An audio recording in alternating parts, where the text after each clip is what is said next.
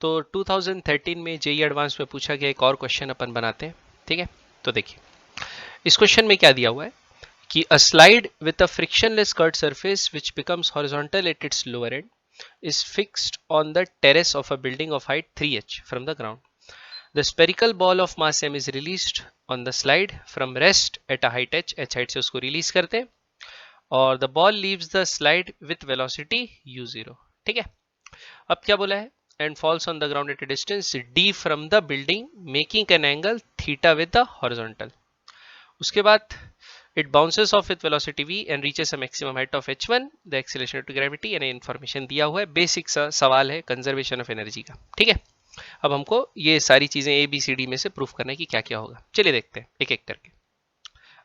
सबसे पहले तो अब ध्यान दीजिए, ये एच हाइट ऊपर से बॉल को छोड़ा गया है, ठीक है।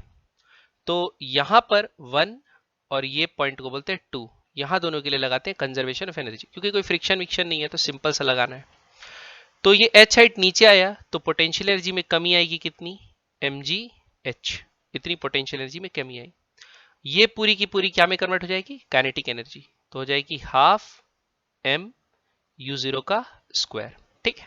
m से m कट गया, u0 का वैल्यू आ गया √2gh, ठीक। तो ये पहला ऑप्शन तो करेक्ट है, ठीक। और डायरेक्शन क्या है, अलोंग x एक्सिस, ये दिखा हुआ है, हॉरिजॉन्टल हो जाती है, तो x यूनिट वेक्टर, ठीक है। पहला पार्ट तो आ गया। अब उसके बाद देखते हैं सेकंड पार्ट। तो सेकंड पार्ट के लिए क्या है कि हम लोग को ये पूछना है कि v जो वेलोसिटी है टकराने के बाद, जो फाइनल वेलोसिटी है टकराने के बाद जब बाउंस होता है, तो वो है √2gh x unit vector minus z unit vector. मतलब x एक्सिस में भी √2gh होगी, ये तो सही है।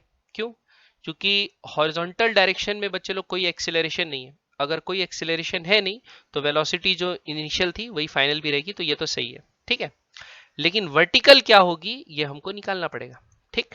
तो वर्टिकल के लिए क्या होगा, पहले तो यहां से इतना नीचे आया है तो एक वेलोसिटी निकालेंगे, उसके बाद कलीजन हो रहा है और अपने को कोफिशिएंट ऑफ रेस्टिट्यूशन दे दिया है, तो अपने को कोफिशिएंट ऑफ रेस्टिट्यूशन बराबर velocity of separation by velocity of approach वाला कॉन्सेप्ट लगाना पड़ेगा और वो निकालना पड़ेगा कि वेलोसिटी फाइनल क्या होगी वाई डायरेक्शन के लिए, ठीक है। चलो तो देखते हैं। तो सबसे पहले क्या करते हैं, सबसे पहले अपन क्या करते हैं, देखो यहां वेलोसिटी निकालते हैं जस्ट टकराने से पहले।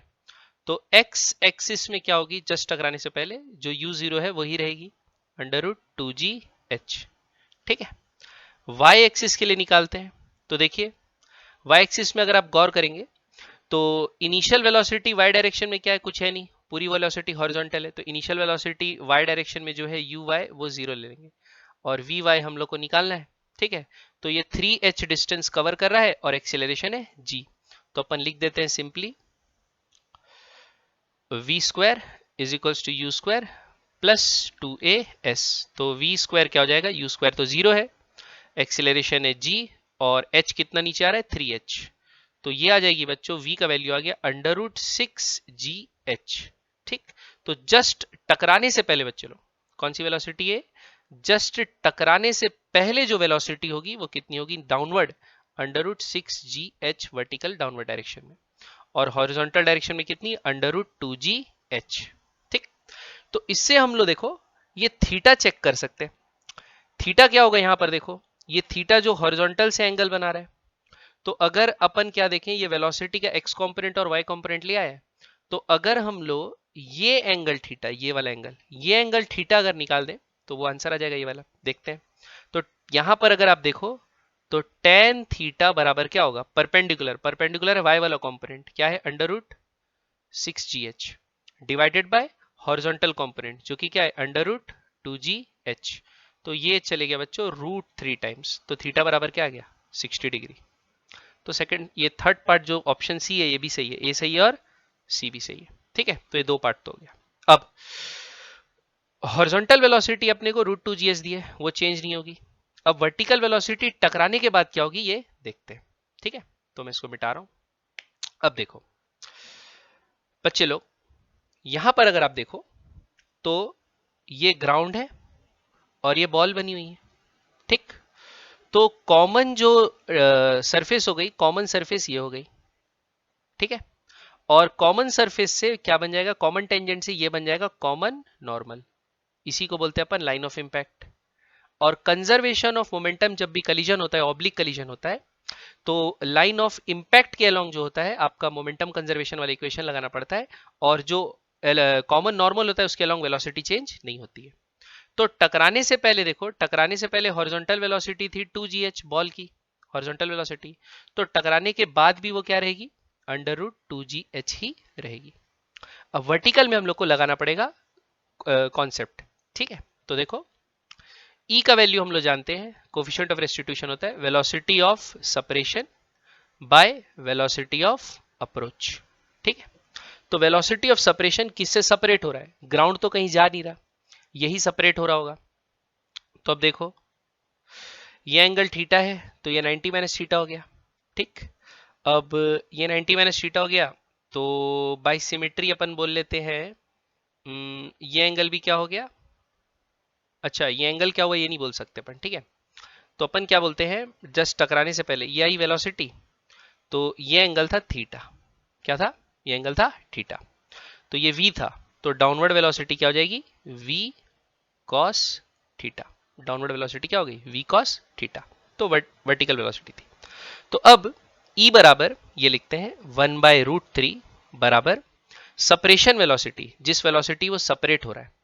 तो जो भी टकराने के बाद वर्टिकल वेलोसिटी होगी उसको अपन v डैश ले लेते हैं, अपने को नहीं पता कितनी होगी, तो क्या लिखे v डैश, ठीक, divided by velocity of approach. तो अप्रोच वेलोसिटी क्या है, ये तो रेस्ट पे था, तो v cos थीटा से अप्रोच कर रहा था, तो ये लिख लेते हैं v cos थीटा, जो कि हम लोग पहले ही निकाल चुके हैं, क्या है √6gh, जो वर्टिकल कंपोनेंट आ रहा था, तो ये लिख देते हैं √6gh।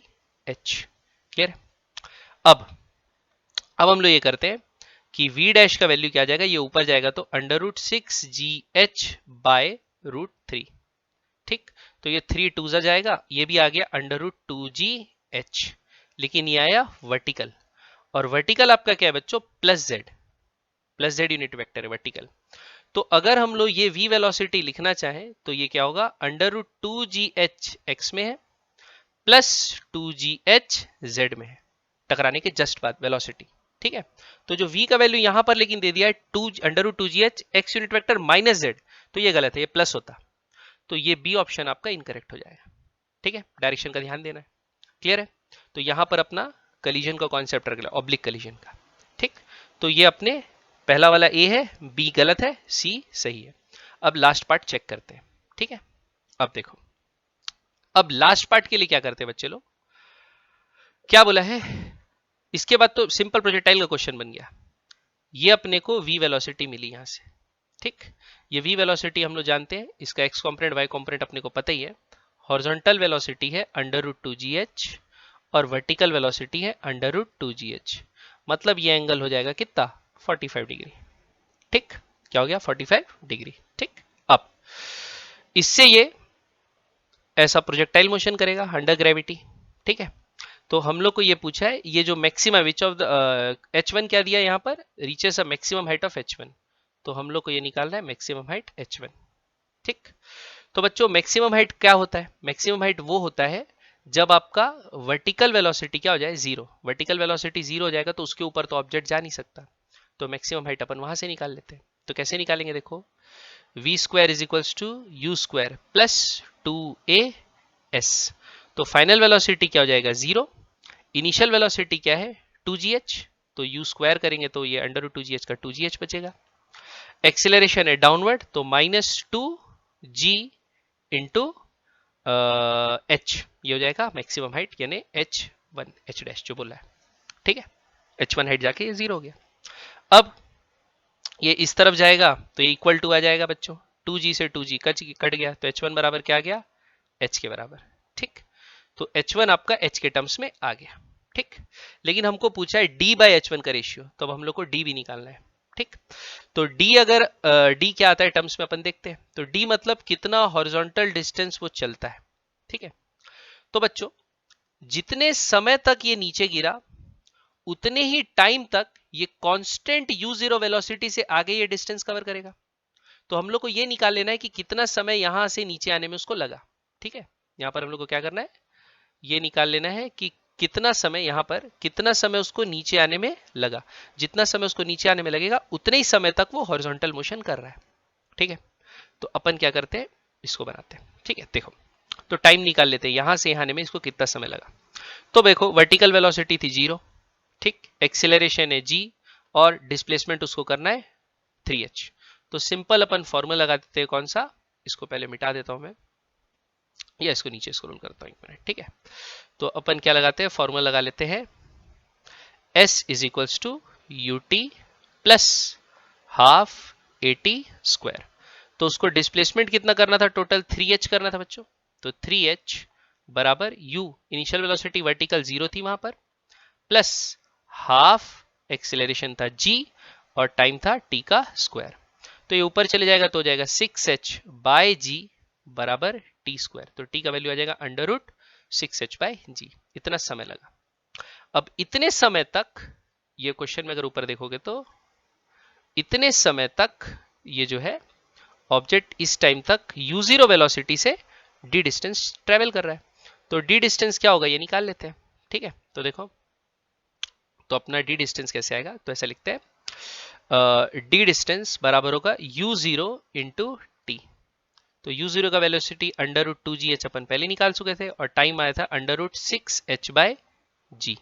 ठीक है, तो रूट जी से रूट जी कैंसिल हो गया, अंडर रूट एच क्या हो जाएगा h, और ये 6 अंदर जाएगा तो आ जाएगा रूट 12। ठीक है, क्या आ जाएगा रूट 12। अब ये रूट 12 आ गया, रूट 12 की वैल्यू क्या होती है, रूट 12 की वैल्यू को 2 रूट 3 लिख सकता हूँ, 4 3 12, 2 रूट 3 लिख सकता हूँ, 2 रूट 3 h। तो ये आ गया d के वैल्यू। और h1 अपन निकाल के रखे थे बच्चों, h1 h के बराबर आया था, तो d बाय h1 क्या आ जाएगा, d अपना है 2 root 3 h by h cancel हो गया, क्या आया 2 रूट 3। तो ये d पार्ट भी सही है, समझ में आया।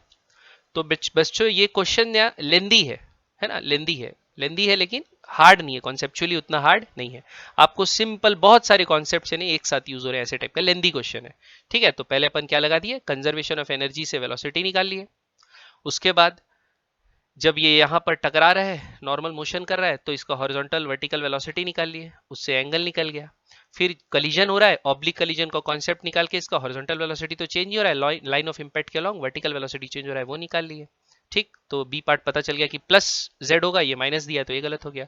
और उसके बाद डी और एच1 निकालने के लिए प्रोजेक्टाइल मोशन सिंपल, इसका तो मैक्सिमम हाइट वाला कॉन्सेप्ट लगाए कि वर्टिकल वेलोसिटी 0 हो जाता है, और इसके लिए टाइम निकाल लिए कितना समय तक ये नीचे आ रहा है। ये तो ग्राउंड प्रोजेक्टाइल ना, हॉरिजॉन्टल प्रोजेक्टाइल जब किसी हाइट से फेंकते हैं सेम, तो जितने टाइम तक वो नीचे आ रहा है और उतने टाइम तक ये आगे जाएगा u0 वेलोसिटी से, तो वो निकाल लिए। क्लियर है, अब मिलते हैं नेक्स्ट क्वेश्चन।